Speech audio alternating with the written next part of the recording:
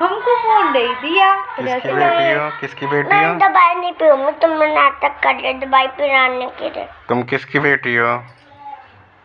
हैं खुशी? P low बेटा, दवाई नहीं पियोगे तो फिर अब तुम कन्या भी खा के आ गई हो, अब दवाई पी लो तो जल्दी जल्दी ठीक हो जाओगी। कल नहीं जाना कन्या खाना? जाना। तो फिर दवाई खाओगे तभी तो ठीक होगी। नहीं कहना, मैं ऐसे चल जाऊँ मैं। फिर तबीयत खराब रहेगी तुम्हारी। नहीं होगी। फिर सब बोलेंगे ये किसका बच्चा आ गया। नहीं बोलते, मैं अभी कही थी, किसी ने भी नहीं बोला। तो अभी आपने उल्टी नहीं करी ना? नहीं मैंने फिर। अच्छा किसकी बेटी हो ये बताओ? कुछ भी नहीं। क्या खाओगे? कुछ भी नहीं। मम्मी पापा से प्यार नहीं करती हो? कुछ भी नहीं। दवाई कौन पिएगा? कोई भी नहीं।